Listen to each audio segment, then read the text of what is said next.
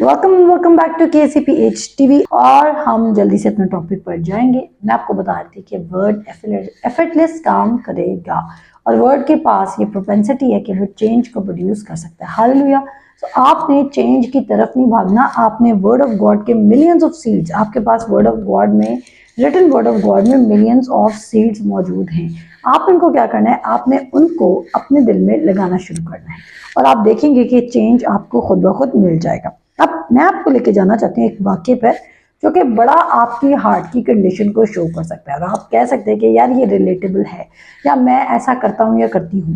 मरकस उसके 4 बाब में खुदावन यीशु मसीह ने उनको 10 पैराबल्स प्रीच की। आप देख सकते हैं, आप काउंट कर सकते हैं कितनी पैराबल्स प्रीच की।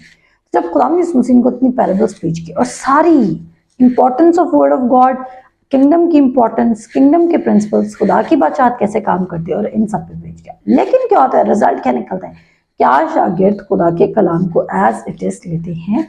नहीं। और इसका एविडेंस क्या है? अगर आप मेरे साथ मरकस उसके 4 बाब की 35 आयत से पढ़ना शुरू करें तो आपको एक वाक्य मिलेगा और वाक्य ये कि यीशु तूफान को थमा देता है। यीशु मसीह को कहते हैं कि आओ पार चले, और जब खुदा यीशु मसीह को कहते हैं कि आओ पार चले तो वो क्या करते हैं? वो यीशु मसीह के साथ कहकर भीड़ को छोड़कर कश्ती में सवार हो जाते हैं। पर जब वो चल रहे होते हैं तो वहां पर क्या होता है कि वहां पर तूफान आने लग जाता है और उनकी कश्ती पानी से भर जाती है।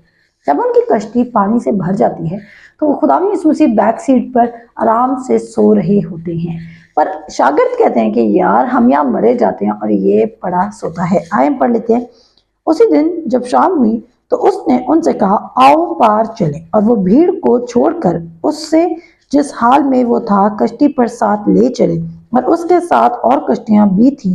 तब बड़ी आंधी चली और लहरें कश्ती पर यहाँ तक आईं कि कश्ती पानी से भरी जाती थी और वो खुद पीछे की तरफ गद्दी पर सो रहा था। बस उन्होंने उसे जगाकर कहा, ए उस्ताद, क्या तुझे फिक्र नहीं कि हम हलाक हुए जाते हैं? उसने उठकर हवा को डांटा और पानी से कहा तो थम जा। बस हवा बंद हो गई और बड़ा अमन हो गया। फिर उनसे कहा, तुम क्यों डरते हो, अब तक ईमान नहीं रखते? फिर उसने कहा, और वो निहायत डर गए और आपस में कहने लगे कि कौन है कि हवा और पानी भी उसका हुक्म मानते हैं। आमीन। अमेजिंग। अब खुदा यीशु मसीह ने उनको इतना वर्ड सिखाया, पर जब बात आई वर्ड की इंटेग्रिटी पे बिलीव करने के लिए और वर्ड को प्रैक्टिकली अप्लाई करने के पर, तो शागिर्दों ने क्या किया? क्या उन्होंने अप्लाई किया? अभी रिसेंटली हमारा अगस्त में मेरे ख्याल से हमने एक इंटरनेशनल सेमिनार किया था और उस सेमिनार में हमने एक बात सीखी थी। मैं गेस्ट स्पीकर नहीं थी, गेस्ट स्पीकर कोई और थे, इंटरनेशनल हमारे गेस्ट थे। तो उन्होंने हमें बहुत अच्छी बात सिखाई। सीरियसली वो बात मैंने अपने दिल में लिख ली है कि हमें अपनी बैड सिचुएशंस में यीशु की तरह बिहेव करना है या डिसाइपल्स की तरह बिहेव करना है। यीशु कौन है? Son of God. तो हमें सन ऑफ गॉड की तरह बिहेव करना है या डिसाइपल्स ऑफ गॉड की तरह बिहेव करना है। जबकि स्पिरिचुअली जो हमारा स्टेटस है इस वक्त बाइबल के मुताबिक वो sons and daughters of God है, खुदा के बेटे बेटियों का स्टेटस है। जब हमारा स्टेटस खुदा के बेटे और बेटियों वाला है तो हमने उसी स्टेटस के मुताबिक एक्ट भी करना है। और वो क्या है कि जैसा खुदा यीशु मसीह वैसे हम है। और वो क्या है, हमें कैसे एक्ट करना है? हमने हवा और पानी को थमा देना है, हमने बेखौफ चलना है, हमने डरना नहीं है। सो जब हम सीख रहे हैं कि वर्ड खुद ही काम करता है तो इसके लिए आपको वर्ड का यकीन करना होगा। वर्ड का जब तक आप यकीन नहीं कर रहे, आप उसको प्लांट नहीं करेंगे, और जब आप प्लांट नहीं करेंगे तो आप इसका फ्रूट नहीं खाएंगे। अब जब आप बिलीव कर रहे हैं तभी आप प्लांट करना शुरू करेंगे ना। तो शागिर्दों ने सरमन तो सुन लिया, पर जब बात आई प्रैक्टिकल इम्प्लीमेंटेशन की तो शागिर्द वहां पर फेल हो जाते हैं।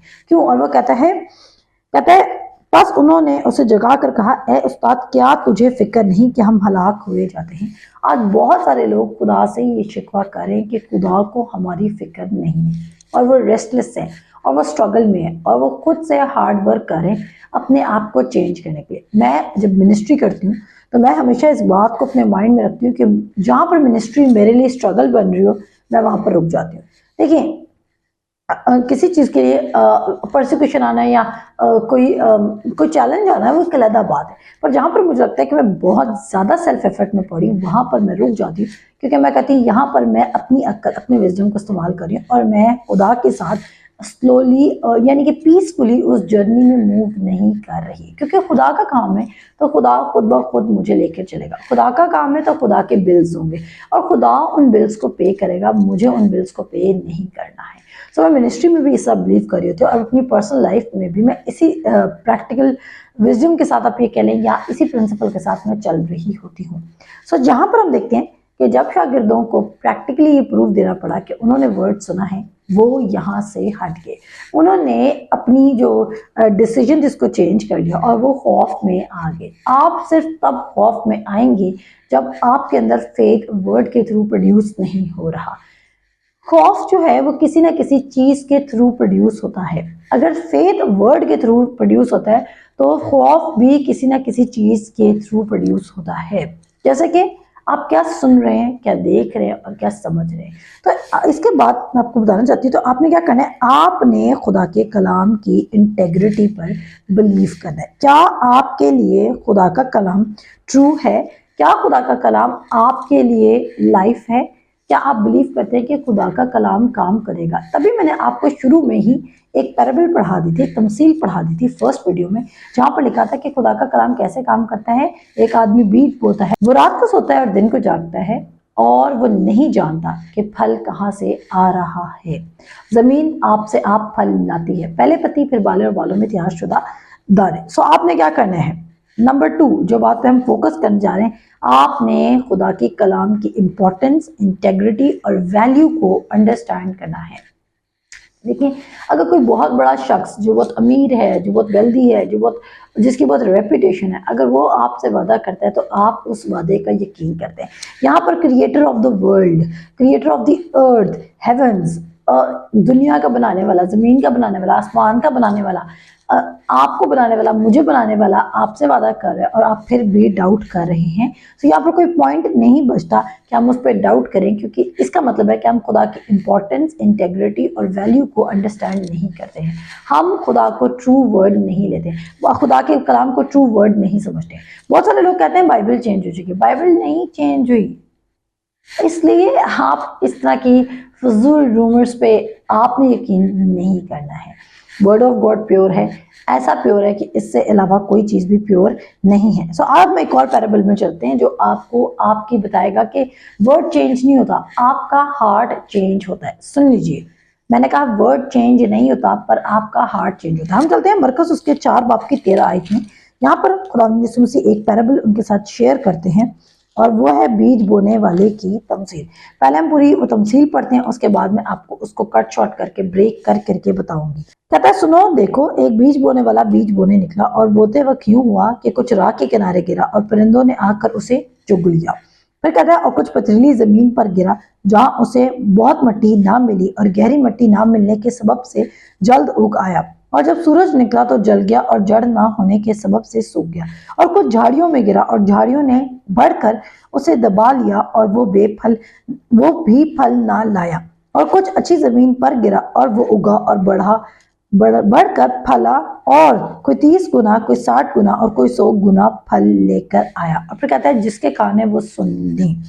फिर इसके बाद कहता है, अब यहाँ पर मैं आपको एक बड़ी इंपॉर्टेंट बात कहूंगी। अब देखिए 13 आयत में वो क्या कहता है, फिर उसने उनसे कहा, तुम ये तमसील नहीं समझे। और फिर वो कहता है, फिर सब तमसीलों को क्यों कर समझोगे। वो कह रहा है, अगर तुम्हें ये बेसिक तमसील समझ नहीं आई तो तुम बाकी तमसीलों को भी समझ नहीं सकते। अब क्या है ऐसा इस तमसील में? ये तमसील हमें बताती है कि वर्ड चेंज नहीं होता पर लैंड चेंज हो सकता है। ये तमसील हमें बताती है कि वर्ड चेंज नहीं होगा, बीज चेंज नहीं हो रहा, पर ग्राउंड चेंज हो सकता है। ग्राउंड की कंडीशन चेंज हो सकती है। ग्राउंड प्रोग्रेसिवली अच्छा लैंड बन सकता है, ग्राउंड प्रोग्रेसिवली बैड लैंड बन सकता है। विदाउट, अगर उसकी केयर ना की जाए तो वो बैड बन सकता है। पर वर्ड जो है वो इनकरप्टेबल सीड के तौर पर, यानी कि गैर फानी तुखम के तौर पर काम करता रहेगा। फिर वो कहता है, बोने वाला कलाम बोता है जो राह के किनारे हैं, जहाँ कलाम बोया जाता है। वो हैं कि जब उन्होंने सुना तो शैतान फील फॉर आकर उस कलाम को जो उनमें बोया गया था उठा ले जाता है।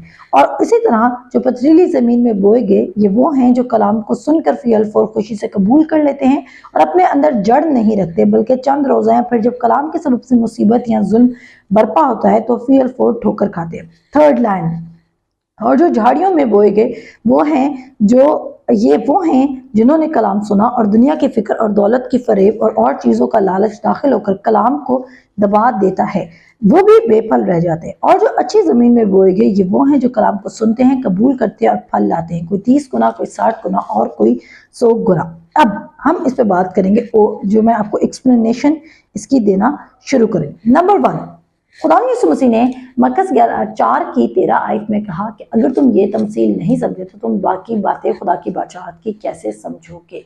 इसका मतलब है कि ये तमसील कोई ख़ास किस्म की सिग्निफिकेंस रखती है जिसको प्रीच करने के बाद जब शागिर्द और बाकी साथी आकर खुदा यीशु मसीह से पूछ रहे हैं कि हमें इसको एक्सप्लेन करते, खुदा यीशु मसीह कह रहे हैं कि ये अगर नहीं समझो तो बाकी सब कैसे समझोगे। अब यहाँ पर मैं आपको बताना चाहती हूँ, सबसे पहली बात जो हम नोट कर रहे हैं कि यहाँ पर 4 तरह की ज़मीन बताई गई है। और 4 तरह की ज़मीन क्या है? 4 तरह के दिल। 4 तरह की ज़मीन क्या है? 4 तरह के दिल। आप देख रहे हैं वो लोगों की बात कर रहे हैं, वो कहते हैं जो राह के किनारे गिरे, वो जहाँ कलाम बोया जाता है वो हैं जब उन्होंने कलाम को सुना तो शैतान फी अल-फौर आके उनसे कलाम चुरा ले जाता है। 4 तरह के लोगों को हम क्यों डिफरेंट कह रहे हैं? उनकी फिजिकल अपीयरेंस की वजह से नहीं, उनके बॉडी की वजह से नहीं, बल्कि उनकी हार्ट की कंडीशन की वजह से। वो उनके दिल की कंडीशन को डिस्क्राइब कर रहा है। वो कह रहा है ज़मीन है, अच्छा वो हर किसी को ज़मीन का नाम दे रहे हैं। और फिर वो कहता है कि बीज एक ही तरह का, बोने वाला बीज बोने निकला, राह के किनारे, पथरीली ज़मीन, झाड़ियाँ और अच्छी ज़मीन। बीज एक ही तरह का जा रहा है लेकिन 4 डिफरेंट किस्म के लैंड्स हैं। जब 4 डिफरेंट किस्म के लैंड्स हैं तो रिजल्ट क्या हो रहा है? 4 डिफरेंट रिजल्ट्स प्रोड्यूस हो रहे हैं। इवन 4th टाइप के लैंड में 3 डिफरेंट रिजल्ट्स प्रोड्यूस हो रहे हैं। इसका मतलब है कलाम के जो इफेक्ट हैं, कलाम की जो कुदरत है काम करने की या कलाम का जो कैपेसिटी है काम करने की वो इक्वल है। पर अगर कलाम राइट लैंड में सो नहीं किया जा रहा तो क्या होगा? कलाम काम नहीं करेगा। आप कलाम को ब्लेम नहीं करेंगे, आप अपने हार्ट को ब्लेम करेंगे। आप कलाम को फिक्स ना करें, आप अपने हार्ट को फिक्स करना शुरू करें। सो जब हम याद रखेंगे वो क्या है? 4 टाइप्स ऑफ लैंड, आपकी 4 कंडीशंस हैं आपके दिल की। नंबर 1 जो राह के किनारे गिरे, उसके बाद जो पथरीली जमीन पे गिरे, उसके बाद जो झाड़ियों में गिरे और उसके बाद लास्ट जो गुड ग्राउंड में गिरे यानी कि अच्छी जमीन पर गिरे। अब आप क्या करते हैं? आप में से इस वक्त जो मुझे कोई सुन रहा है तो आप बिल्कुल भी फर्स्ट टाइप के लैंड नहीं है। आप कलाम समझ रहे हैं, सुन रहे हैं, लेकिन क्या हो सकता है आप सेकंड या थर्ड टाइप के लैंड हो सकते हैं। मैं रिपीट करूंगी, 4 तरह की जमीन, 4 तरह के दिल हैं और बीज जो है वो एक ही तरह का है। आप अपने चर्च में नोटिस कर सकते हैं, अपनी मिनिस्ट्री में नोटिस कर सकते हैं, अपने घर में नोटिस कर सकते हैं कि आपके 5 बच्चे हैं, आप पांचों को एक इंस्ट्रक्शन देते हैं पर इंस्ट्रक्शंस को फॉलो करने का लेवल पांचों का डिफरेंट होगा। इसी तरह खुदा यीशु मसीह ने पूरी दुनिया के लोगों को 4 किस्म की कैटेगराइज कर दिया। उन्होंने बोला 4 किस्म के लोग हैं, एक राह के किनारे, एक पथरीली जमीन, एक झाड़ियां और एक अच्छी जमीन। और आगे वो फर्दर भी उसको कैटेगराइज करता है। तो इसको हम कवर करते हैं नेक्स्ट एपिसोड में। खुदा हाफिज।